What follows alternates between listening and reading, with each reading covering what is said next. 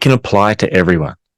You don't need to be a partner in a law firm or a director in a bank to apply authentic leadership in your role. It builds meaning, not only in your work, but in your life too.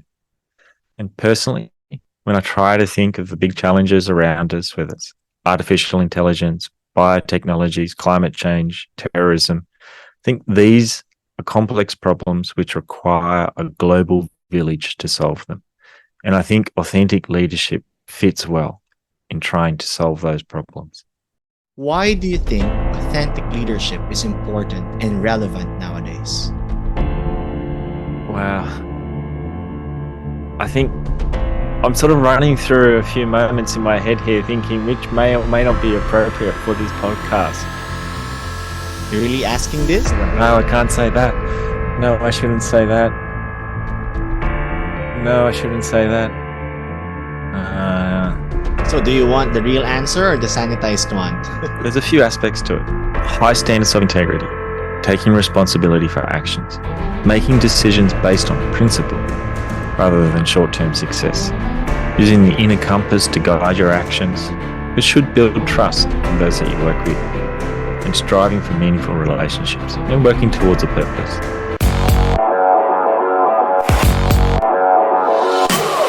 Hello, everyone, and thank you for tuning into the War Room Podcast. I'm Alvin Gutierrez, and I'm your host for this podcast. Our guest for today is Nicholas McBride. Nick is an Australian lawyer interested in social justice. He has degrees in economics, major in finance and law, and a master's degree in financial economics, all from the University of Sydney. Nick has worked in major law firms in Sydney and London, including 2 in the top 10 by global revenue. He has also worked in major investment banks, Australia's official export credit agency, and also as a senior policy advisor to a former treasurer in New South Wales, Australia. He now works in an international financial institution which seeks to reduce extreme poverty. While at university, he was the president of Christians at Law School, and when working as a young lawyer, the president of St. Vincent de Paul's Night Patrol, a homeless service in the Central Business District of Sydney focused on companionship. Nick met his wife, who is also a lawyer, while working in a U.S. law firm in London. Together, they have 3 children, a daughter aged 10 and sons aged 8 and 6. He and his family are currently based in the Philippines. This is part 1 of a 2-part episode series on deconstructing authentic leadership, deactivating socials, and discovering your purpose. Please watch out for part 2. Also, a quick note. This is a video cast, so you can check out the video version of this podcast on Spotify and YouTube. And so without further ado, let us go to the war. Hello, Nick. Thank you so much for doing the podcast. How are you and what's keeping you busy nowadays? Hello, Alvin. Thank you for having me. It's nice to be here. I must start off by saying this is the first podcast I've ever participated in, so thank you. Keeping busy, work. My wife and I, we have 3 young children, a lot of energy, so a fair bit of time spent chasing around after them. And in living in Manila, unfortunately, a little bit too much traffic. So keeping busy. Thank you, mate, for accepting our invitation to guest on this podcast. We're now on our season 2, and we always begin by knowing more about our guests. So if anyone's unaware, where are you born and raised? And can you briefly tell us about your journey as a leader? Sure. I was born in Sydney, Australia, and raised on the Central Coast, a few hours north of Sydney. Sort of a coastal community. Grew up on a river and spent a lot of time at the beach. So it was a place I really enjoyed growing up. As for my leadership journey, I really think it began with life in a large family. As a third of 8 children, we had to be both independent and we were very tribal. We had to be leaders and also at other times followers. We were fierce rivals and also blood kin. So it was a very interesting dynamic. And I think a lot of my life lessons began and are shaped by that experience. Now, for everyone's information, I met Nick in 2017, and we have worked together on several projects for an international organization. I think we clicked immediately, and since then, I've had so many interesting discussions with him, ranging from politics, sports, faith, and even random points in relationships. Well, not to flatter him, as he agreed to be the first guest for season 2, but Nick, please cover your ears on this part. I would say that most of the nuggets of wisdom, which I have been dropping during my talks or whenever I teach in different leadership classes, are mostly derived from my discussions with him. And to be honest, I know he doesn't know this until now. Aside from being a friend, I consider him as one of my go to mentors, particularly in terms of decision making and other personal matters. You know, what I find interesting is that most of our topics that we usually talk about are topics that we don't usually agree on. And I think that what makes our discussion more enriching and interesting at certain levels. Enough of that, as he is probably elated right now. I'm so excited for today's episode as we'll be talking about the topic which we often discuss and debate about, and that is leadership. So, for our listeners and viewers out there, ready your pens and notes as you're in for a treat. And hopefully, Nick and I are still friends after this. So, mate, before we dive into our topic, I've read your work profile, and I must say that you have an extensive and impressive experience in law and finance. So, tell us, have you always wanted to become a lawyer? And when did your interest in law and finance start? And also, being in the legal profession, how did it influence or affect your leadership perspective? Thanks, Alvin. I should start first by saying thank you for the kind introduction. You have to pay me for I that after wasn't this aware episode. of I wasn't aware of many of those things, and I should say it probably reflects perhaps more on you than me in seeking a different point of view. So, and that curiosity is something I admire. So, thank you for the kind words. Did I always want to be a lawyer? No. I actually wanted to be an architect growing up. Towards the end of school, I did some work experience with a local architect, and he said to me that architecture was more art than maths, which I think was his way of saying I appeared a bit more analytical than I did creative.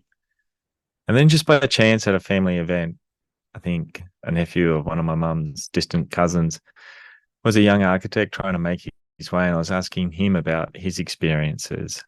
And he said it was really hard with work and trying to make a living and to get by, and he was really struggling with it.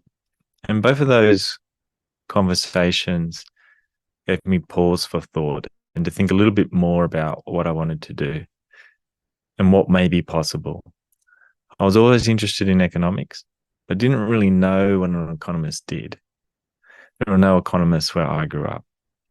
So when I got my marks and I could also combine my studies with law, I enrolled in economics and law. And I thought studying law might give me a few more options, both in the type of work that I could do and where I could do it. And that has proved to be the case. And what underlies both of those was just an interest in how society works, why it's organized the way it is, why some people benefit and why some people don't. And, I think that was really where my interest then started to develop. And for that, I should say, I think came, or at least was exposed to those type of issues from my father, who was a politician. Then, as for the legal profession, I think there's two things really which stand out for me. One is I think of it like a trade. It's something that you have to practice and you get better at it, but slowly, and you build a reputation. And after a while, you could sort of say you're a craftsman. And the other thing is, I think they place a strong emphasis on ethics in terms of the duties that you owe to the court, the legal system, to your client, how you treat information and confidentiality, how you treat other legal professionals. And I think those two aspects have influenced how I think about leadership. There's something that you need to practice, and there's also a very ethical aspect to it. Now, in the same vein, interestingly, I've noticed that you've moved to different places from Australia to UK and now in the Philippines. And I guess you've seen so much cultural differences, particularly in the aspect of leadership or governance. Without sounding condescending to any country or culture, could you give us some of your personal observations or thoughts on leadership or governance from these places where you've been or where you are right now? And how did those observations or experiences affect your perspective on leadership, if any? Sure. I've worked in law firms, in investment banks, in politics, in an export credit agency, which you could think of as a government bank, and now in development finance. And that's across Sydney, London, and now Manila. And in moving countries, you get exposed to new things and you learn through those experiences. You also come to appreciate certain things that you didn't fully appreciate until you've left them behind. Now, I thought moving from Wyong to Sydney was a big change. I mean, then moving from Sydney to London felt like moving to the center of the world in comparison. It's a large cosmopolitan city. It made Sydney feel regional and parochial. So moving to Manila was overwhelming. There are about 113 million people living here in an area about the same size as Arizona, where about 7 million people live. The density of living is overwhelming. And also the relative sort of position that I have, both in terms of perhaps wealth, as many of the people here earn not as much income as they really deserve, and the opportunity to live and work among them. So when I moved to London, I sort of felt like I was being sucked up into this big vortex, this financial system, and I was one of many of thousands of people making their way for work. Here in Manila, I think I'm part of a small expat community living here and working here. And in that sense, sort of feel quite privileged as a guest to work alongside them. For governance, I think in London, I experienced history and democratic norms. Some things aren't written down, they're just a matter of practice and values. In Manila, I observed the power of new media and the importance of family. And I came to appreciate, the egalitarianism that exists in Australia more after living in both those countries. I mentioned family and governance, and that may seem odd, but here, family is more than just raising children. It is a social structure. It's an economic structure. There are many large family businesses, and most live off small wages and then gift the majority of what they earn to their parents and other family members in support. And it's even a governance structure. I think both the president and the vice president are present, the children of former presidents. The solidarity among families here is remarkable. And I think there's some of the things that I've sort of noticed in the different countries that I've lived in. The leadership, I've experienced working with many different people, ruthless bankers, rude politicians, technical lawyers, idealist economists. Those I admired most had a clear sense of purpose and they pursued it. This doesn't mean that I agreed with them or what they wanted to be or do with their lives. It was the clarity and direction that struck me. And there were a few other aspects as well. They wouldn't ask someone to do something that they weren't prepared to do themselves. When it was necessary, they could roll up their sleeves and join you in the trenches. They were highly skilled and always worked on getting better. And through all this, somehow they managed to remain sort of human. They could relate to you. Even though their roles and the demands on their times and the pressures that are under, the salaries are all very different to you. And you'd think then that, they're in a very different life to you. But they managed to do that. And so I thought, as a way to introduce this conversation and give it a bit more context, then I'd give you an example. And so there was a partner in a law firm that I worked with in, and I quite admired how he went about his work. He wanted to be a partner and build a successful practice, but he was unsure that he could do that in the established law firm that he was working in. So then he went and joined another reputable law firm that didn't have a strong finance practice. And he set about trying to build it up. He worked incredibly hard. If I arrived at work early, he was at his desk. If I left late, he was at his desk. When I came into work on weekends, he was at his desk. And despite his position as the head of the group and the business development that he would do, and the marketing, the training, and the recruitment that went with it, if there was work to be done, he would roll up his sleeves and he would join you in doing that. He would organize the professional support lawyers to prepare all these different practice notes on legal points and market developments for him, and then take a week of his leave to study them. He'd do other things as well. He'd regularly walk around the office to check in on lawyers, particularly the new joiners, which when I joined, I quite noticed. and it sort of really sort of helped me settle into the team. And he would celebrate success with dinners. And then, and seeing all this, then when he expected us as younger lawyers to work hard, to do the training, to market to clients, I was more than prepared to do so. And so I think I've sort of quite drawn to his style of leadership. And then I remember also another point, like one night when he was waiting for me to prepare documents for him to review, I found him about midnight cutting tokens from newspapers during the week, which if you collected 5, I think you could win a CD. And it seemed really odd to me. So I asked him about it. And he explained that one of his sons loved dinosaurs, and that if he collected 5 tokens, you get a free dinosaur DVD. And, at first I thought it was a bit sad, like, wouldn't it be better if he was at home talking to his son? And then on reflection, I thought about it some more and I realized that, it was his way to stay connected with his son through all the work that he was doing.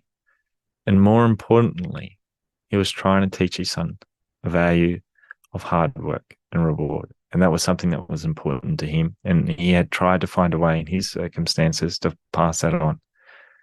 And so I think there's some of the observations that I'd make in both, living in different countries and the leadership styles that I sort of admired most in the different people that I've worked with across the countries. Awesome. Now, thank you for sharing that wonderful story. And in connection with that, I know that we are now out of the woods in terms of the pandemic crisis. And since we are also in the topic of leadership, how do you think the pandemic has impacted leadership styles? And are there any distinct changes or shifts in your perspective about leadership after the pandemic? Can you just briefly walk us through that? Yeah, sure. I'd make 2 points: empathy and flexibility. So the COVID pandemic was stressful. Isolation was suffocating. Its effects are still being felt. And so they're the 2 points that I really sort of would like to draw out of that experience. I think people in workplaces and in their communities relearned the importance of empathy. Work emails for the first time in my professional career would start with, hope you're safe and well. Social gatherings were organized by teleconferences.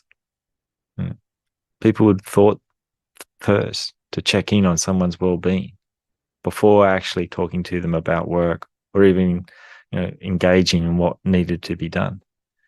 So that was one important lesson that I learned through the COVID and the pandemic and the changes in the work that took place. The other is flexibility. And I get here, work and life blurred. I mean, that was my experience and for my wife and I and our family.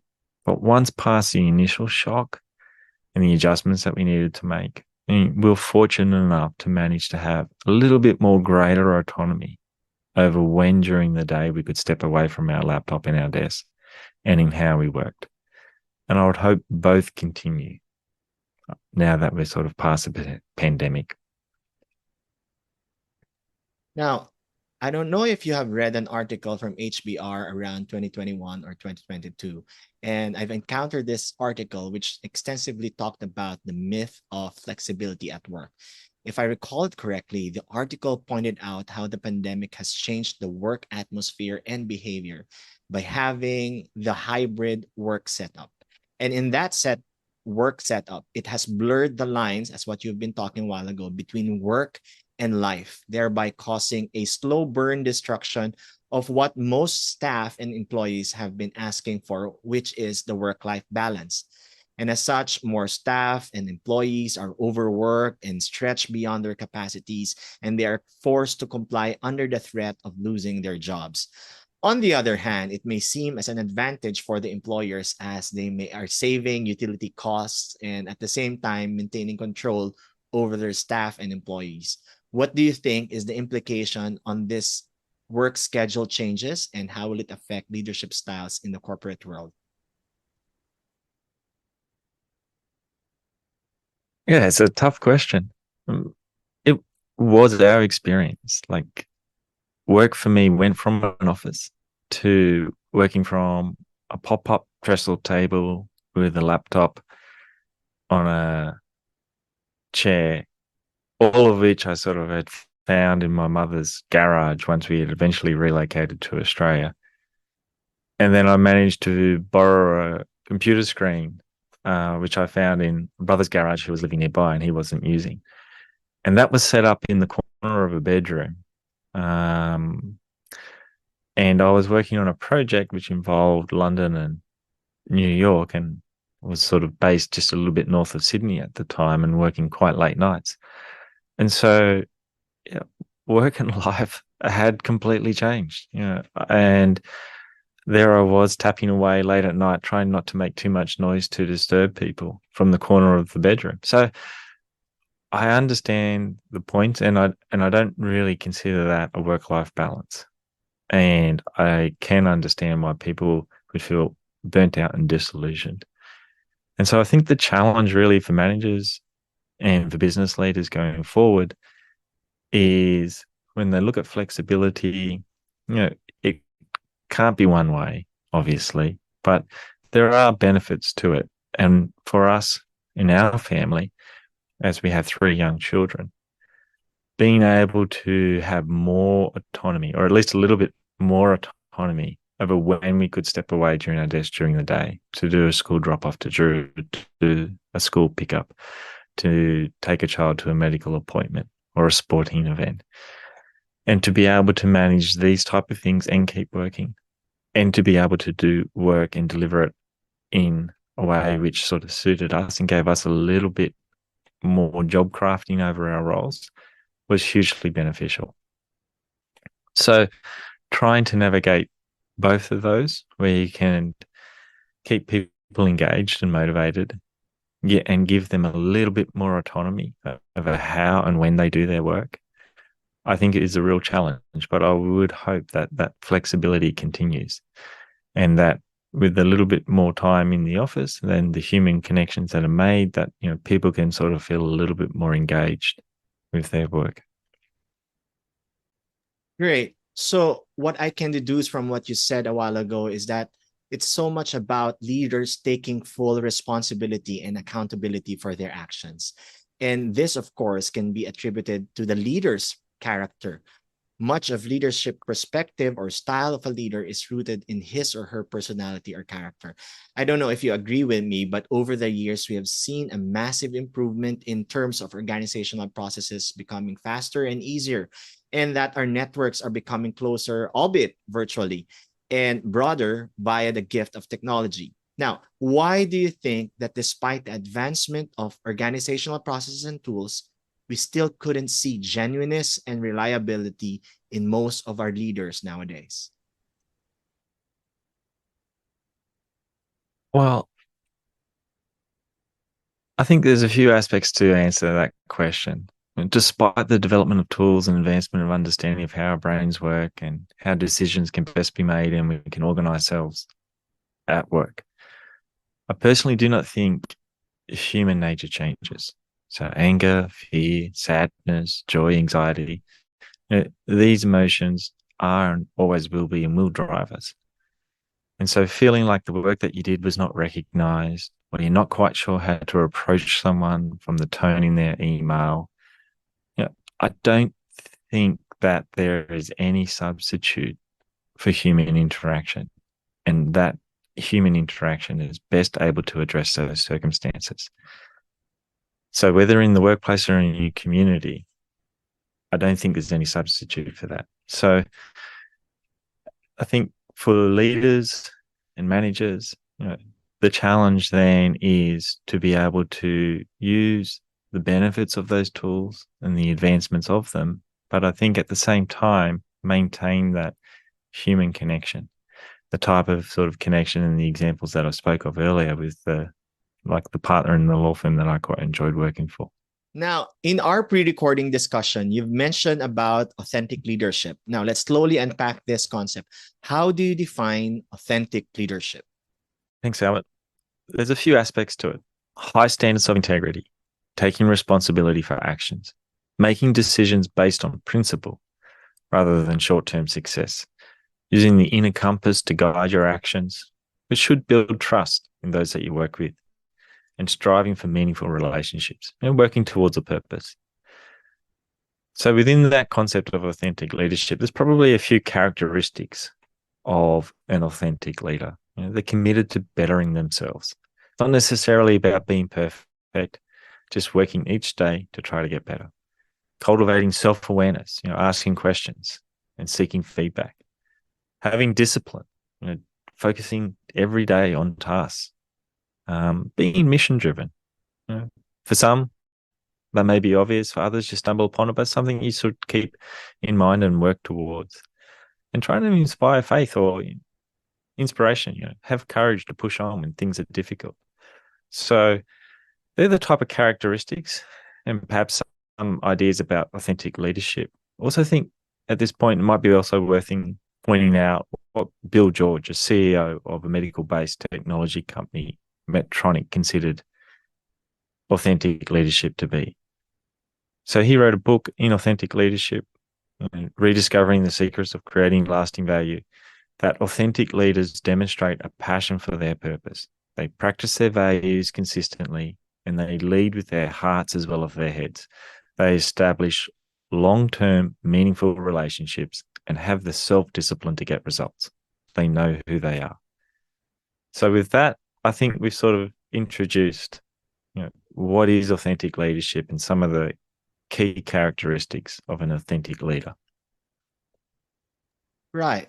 Now, before we dive in to discuss each and every aspect of authentic leadership that you've mentioned a while ago, why do you think authentic leadership is important and relevant nowadays? Yeah, that's a good question. It can apply to everyone. You don't need to be a partner in a law firm or a director in a bank to apply authentic leadership in your role. It builds meaning, not only in your work, but in your life too. And personally, when I try to think of the big challenges around us, whether it's artificial intelligence, biotechnologies, climate change, terrorism, I think these are complex problems which require a global village to solve them.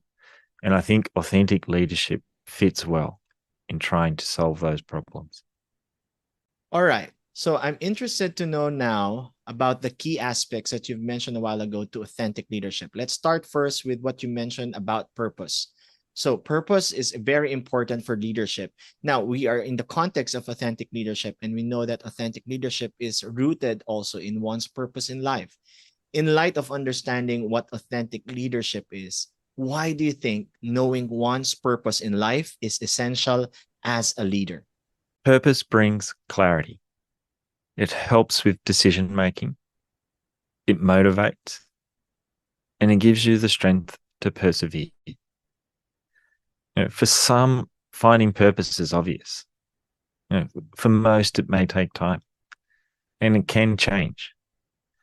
It involves discernment, thinking about experiences in life that give you meaning. And often they'll be the hard times.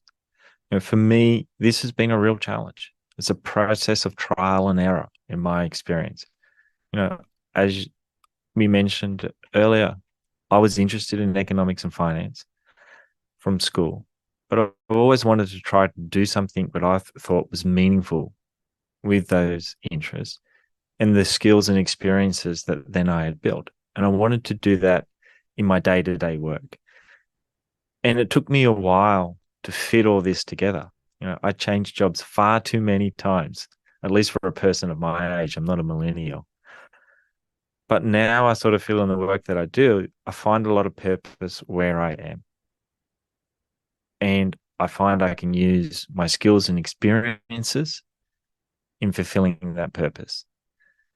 And so it gives me then the clarity in the decision making in my everyday activities at work, but it also, more importantly, helps motivate me and persevere when I sort of bump into some challenges or disappointments along the way. In line with authentic leadership, aside from purpose, you've mentioned about the key aspect of commitment to bettering yourself. Now, there is a huge industry right now which talks about self-help. And this self-help would ordinarily give us motivation, some tips on how to better ourselves, but in the end of the day, are we getting better? Really, that's the question. When someone hears authentic leadership, what comes to mind immediately is that it's all about themselves, their natural quote unquote as is selves.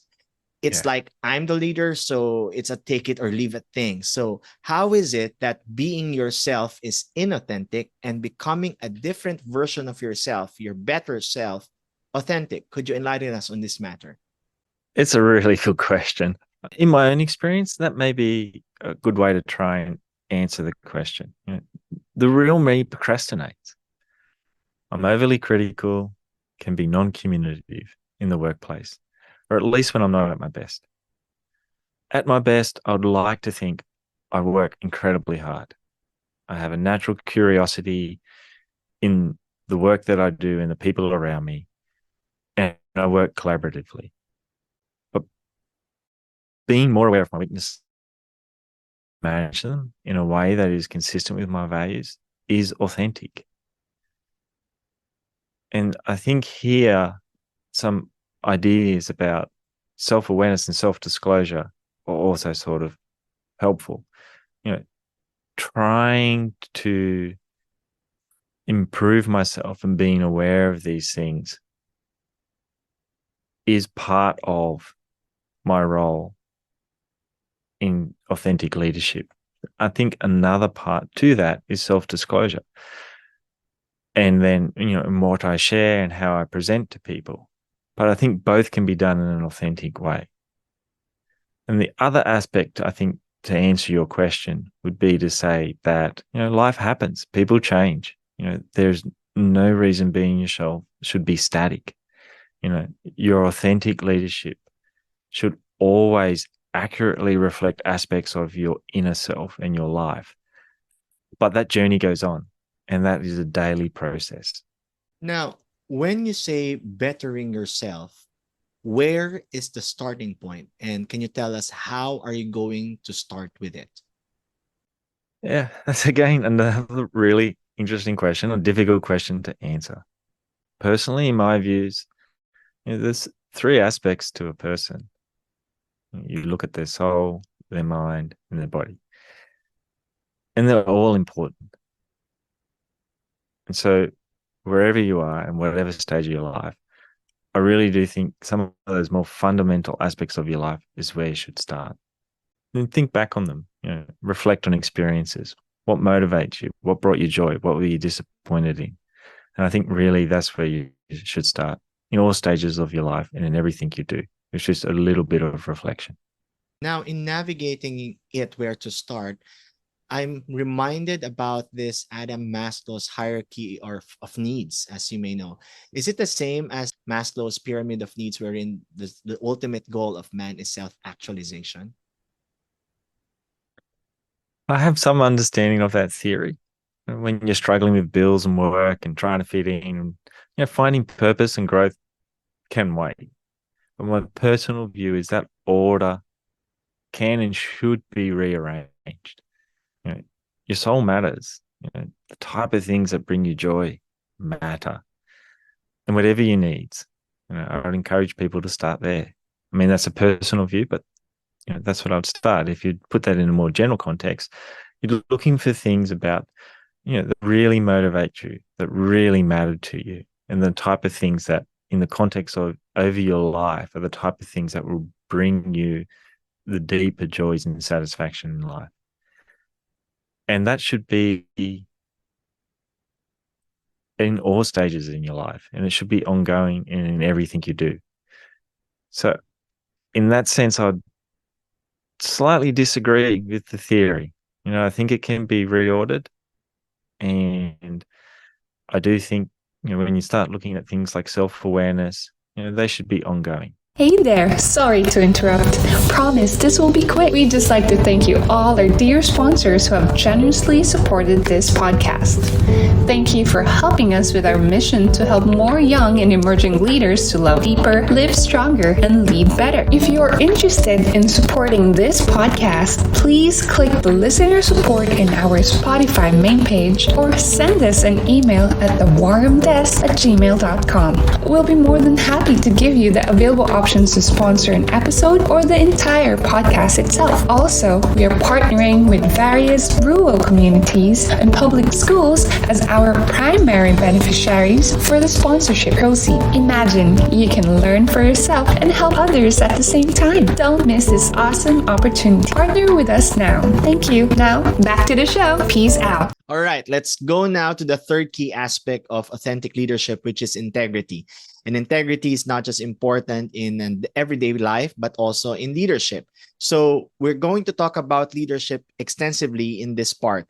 Many leaders, in order to maintain their status of being liked by everyone, would resort to living a double life, one life in public and another in private. How would this affect the way a person's leadership? It's a good question, Alan. But before we start talking about double life, I think it's important we just go back one step and talk a little bit more about integrity itself. So when we're talking about integrity in the context of authentic leadership, it involves being authentic, candid, transparent, consistent. These are the type of words that you would normally think of when you think of integrity.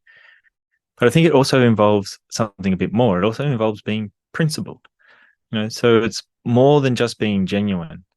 There's some virtue here. Otherwise, how can you build meaningful relationships? So it involves personally treating others with respect. Being honest and trustworthy is important here.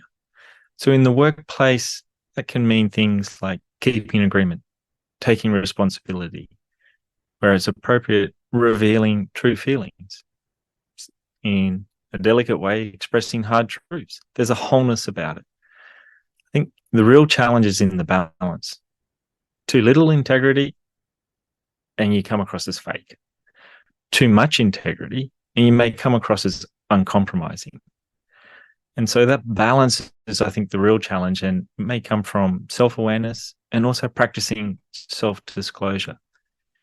So then when we think about the question that you asked about leading a double life, being likable is important, right? You need to be able to relate to people in the workplace and in your private life, but it's not the only answer to effective leadership. Sometimes the better decisions will make you unpopular. So the risk here then for the leader that you're talking about with this double life is that their words are not consistent with their deeds. And then others at some point will start to think of you as fake. They'll stop listening and they won't follow. So there's a balance here. And I think it comes through both self-awareness and being able to practice self-disclosure and being mindful that in authentic leadership and integrity, it involves a little bit more than just being genuine, right? It involves being principled and consistent, both in the workplace and in your private life. All right. I've read a book written by Jim Dethmer, who is a coach, speaker, author, and founding partner at the Conscious Leadership Group. He has personally worked with over 150 CEOs and their teams to integrate conscious leadership into organizations. And he said that integrity is the quality or state of wholeness, congruence, and alignment. He also mentioned about the 4 pillars of integrity. Number 1, emotional intelligence. Number 2, impeccable agreements. Number 3, healthy responsibility. And last but not the least, conscious communication. Also, he mentioned that at any point, a leader is either above the line or below the line. If you're above it, you are leading consciously. And if you are below it, you are not. When leaders are below the line, they are close and defensive. And when they are above the line, they are open and curious. When leaders are below the line, their primary commitment is to being right. And when they are above the line, their primary commitment is to learning. Now, the first mark of conscious leaders is self-awareness, as you mentioned a while ago, and the ability to tell the truth to themselves. My question is, what do you think is the best way to maintain self-awareness and integrity? And why do you think feedback is important in developing self-awareness as a leader? The points that you made are really good points. So how then to put some of those points into practice? Well, you're going to have to regularly ask yourself questions. Why am I experiencing what I am? Why am I feeling this way? Evaluating what are my strengths? did I perform that task or respond to that situation in a way which is consistent with my values? And that sort of is an internal process and one that needs practice. But you should also ask in that context, how do others think of me in the workplace? And that's a little bit more external. And that can be really important because sometimes there can be a gap between how you think you're conducting yourself or how you think others are reacting to how you're conducting yourself and how they actually are. So in both those aspects, seeking feedback then is really beneficial, particularly the type, that's difficult to hear. In personal life, getting married. Now, I get a lot of feedback through my marriage, and sometimes it's really difficult to hear. And I say that in jest, but there's a truth there, in that it's a relationship in which I know and respect the person, they know and respect me, and they can provide some honest feedback, which is sometimes difficult to hear. The next step then is having sought that feedback, is being willing to listen, to really try and listen to what it is that feedback is and to think about it. And often, the first reaction is to be a little bit defensive. But you have to sometimes just pause and try and take your time to reflect on it. So they're sort of the points that I would make. And seeking feedback is important. I mean, we could try and practice that here now, if you like. I could ask, we've worked together. I could say to you, Alvin, we've completed a few working projects together. What were the more difficult things you found with working with me? You're really asking this? Well, if it helps people, sure, why not? Let's try. So do you want the real answer or the sanitized one? A constructive feedback is often more beneficial, I think. But it's feedback, so it comes in all shapes and sizes on occasions. Okay, let me try. Now, you caught me off guard on this, but let me think. I think there's not much of any negative feedback from me, having worked with you for years and, of course, being my mate at the same time.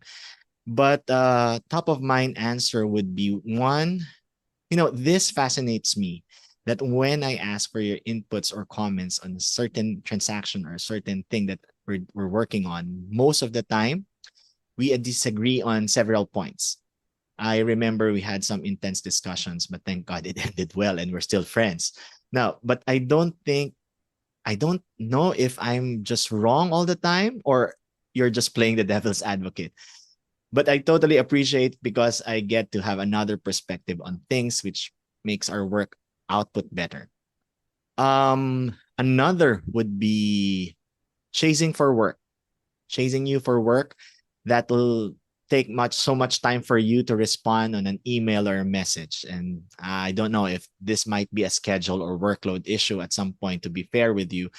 So yeah, I think those 2 points jump out of me as of the moment. And to be honest, not to flatter you again, I learned so many things from you. So I think there's not much of bad feedback at all, but there's so many things also to improve at some point.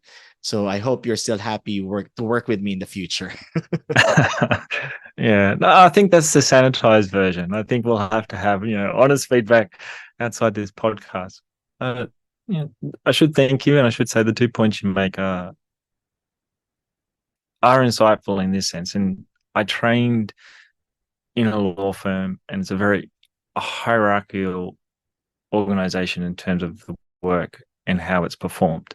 And work is produced at a certain level and reviewed, and then that's just an instruction, and that happens from paralegal to a junior lawyer to a senior lawyer to a partner in law firm. And so one of the things then that I'm trying to practice and often get wrong is to try to work in a more collaborative way and to seek input and ideas.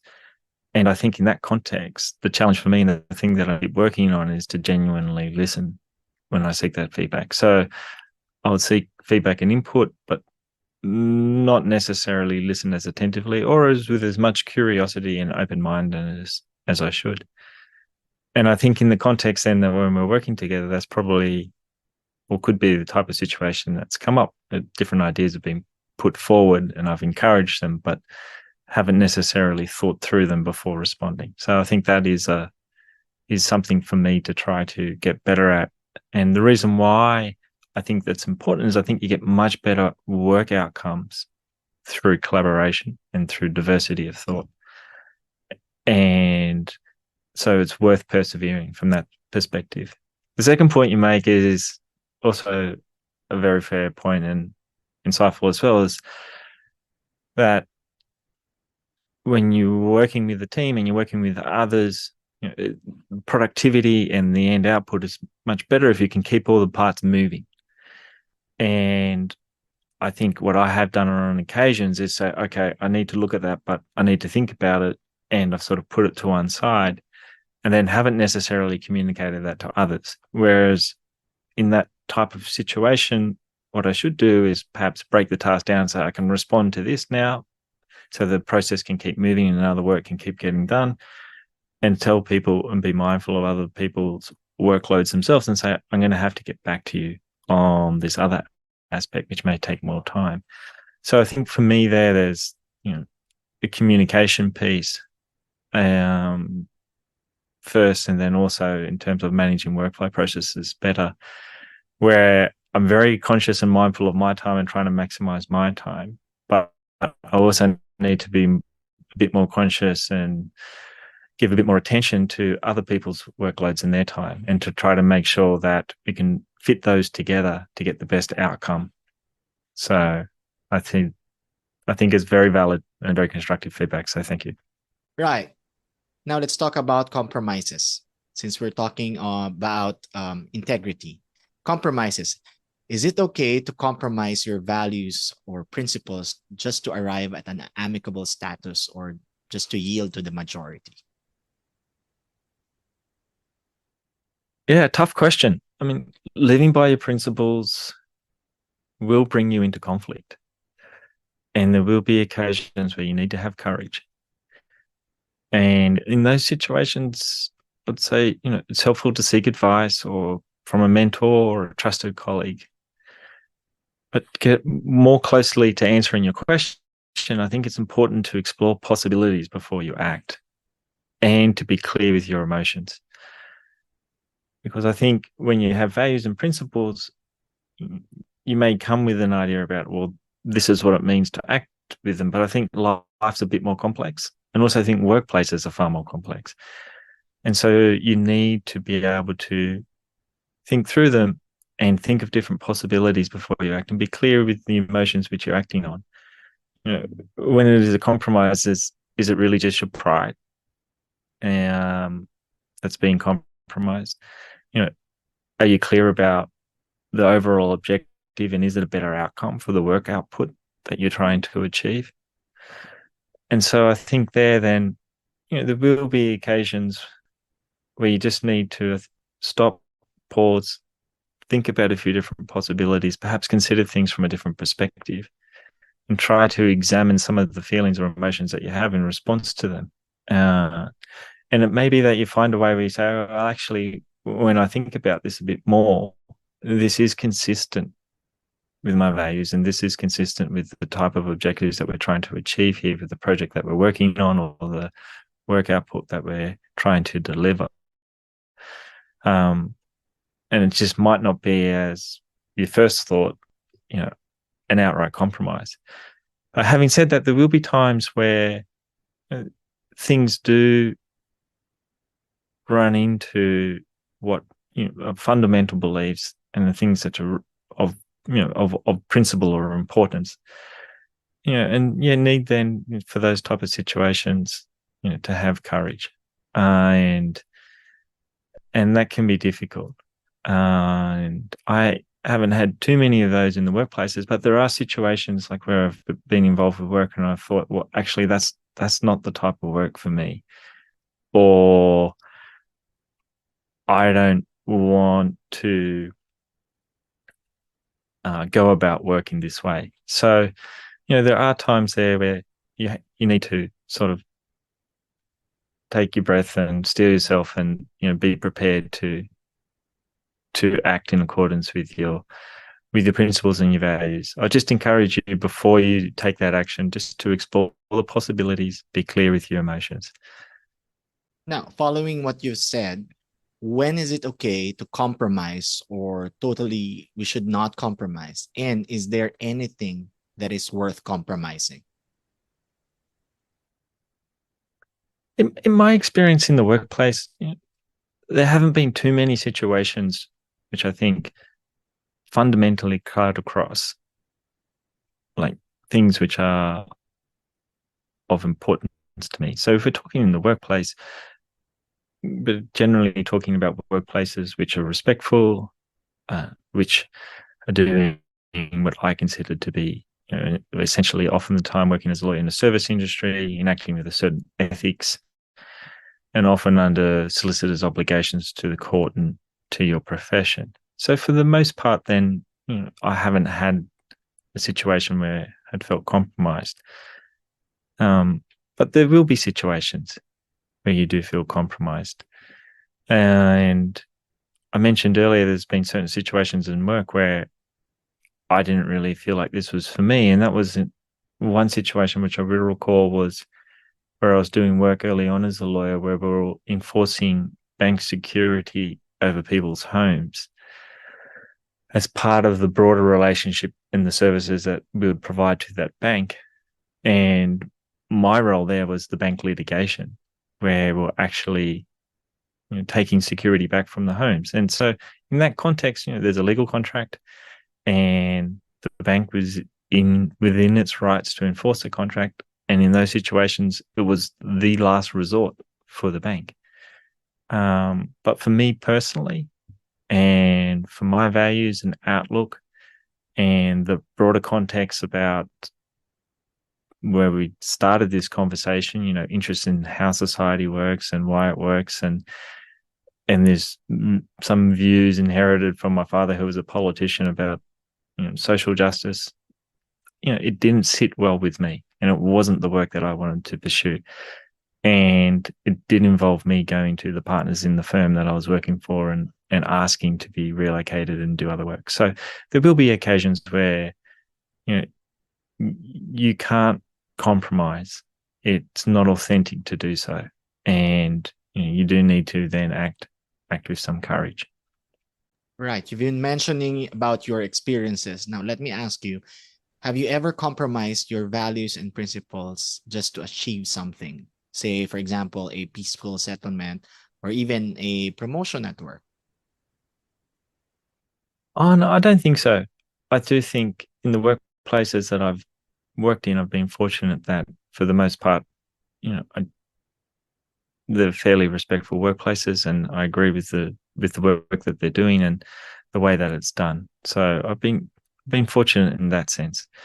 I mentioned that incident earlier. Sometimes working in politics, I thought there could be better ways that people could conduct themselves or engage with each other. But I think that's a sort of a bit more of a different workplace than others that I've worked in. And I think their information is currency. It's really valuable, and personal confidences and trust and things like that are sometimes broken. And for me, that conduct, then I sort of struggled with in that context. So to answer your question, no, I don't think so. Or I'd like to think that hasn't been the case. Great. Now, since we are still in the concept of authentic leadership, we know that principles way more than just having power. However, in reality, power means everything. Power has prevailed over guiding principles. Almost all leaders are willing to give up their principles in favor of having power. If we would align ourselves to this authentic leadership that you're talking about, how should we view power in relation to maintaining or even standing up for our principles or values? Yeah, it's tough. In that context, if you go back to the example I had when I was a young lawyer in the law firm, um, I mean, I didn't have a substantive role in the firm at that time. I'd come through as a paralegal. I was a young graduate and I was looking to settle into a team. So I hadn't actually settled into a team. So for me, there was there's an power imbalance in that context where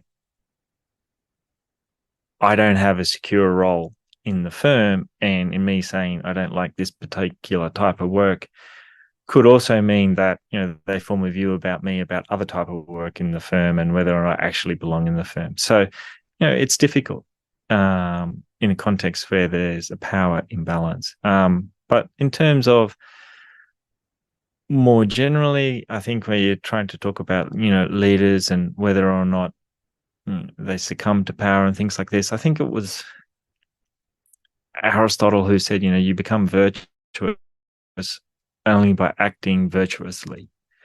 You have to put these things into practice and you have to develop positive habits. And that's ongoing. You can't just wake up one day and that happen. And for the type of situations where you're talking about, I think people have to keep coming back and reminding themselves about their values and what's important and the type of leader that they want to be, and to put it into practice, and then to keep doing that day after day after day, and then to develop those positive habits to be able to be the authentic leader that they can and will have the most impact by being. Right. So, can you give us some advice on how they could start to stand up against the lures of power and firmly live based on their values and principles? With, trying to develop these positive habits and being disciplined, my personal view is you really need to focus on the small things, everyday decisions, and start there. I think they build. And they then, over time, readily compound and have a compelling impact. Another thing I would suggest is to stay grounded. And one thing I think is helpful here is maintaining friendships from different stages in your life. So, and by that I mean, keeping in contact with people who really know you, right? Who know you from a young age or at university or at school, wherever it may be, or through else early on in your career or a different outside of your career, in a sporting club or a church or a different social context, and they have a good sense of you and they understand where you come from and where you're going, and they can put some of the situations and challenges and circumstances that you find yourself in a broader context, and they can just bring a little bit of reality or humility or constancy to that situation. So, and I think that's helpful. I mean, it's the type of advice I have given to other people. So recently, one of my siblings is now a member of parliament, and the party she belongs to is now in government. So she's an assistant minister. And it was one of the things that I said to her. So, as you progress and in your role as a politician and in your responsibilities in government, that you can sort of get caught up with what in Australia they call the Canberra bubble. There might be this political elite that the people that you're dealing with and talking to on a regular basis are involved in politics and consumed by it. And the advice I sort of gave to her was, maintain friendships outside of politics and from different stages in your life, those from school, those from sport, those from university, and keep in contact with them. And I think they can help keep you grounded and help remind you, of who you really are and who you really want to become, and not get too caught up or swept up with, the power of being a politician or a member of parliament or a minister, in government. So that were the things that I would suggest. Start with the small things, everyday decisions, focus on them and try to get them right. And they will build, I think, to sustainable habits, positive habits, and to try to stay grounded. Thank you for listening, and we hope to see you in our next episode. If you like this podcast, please click the follow button and hit the bell button to get updates on our new episodes.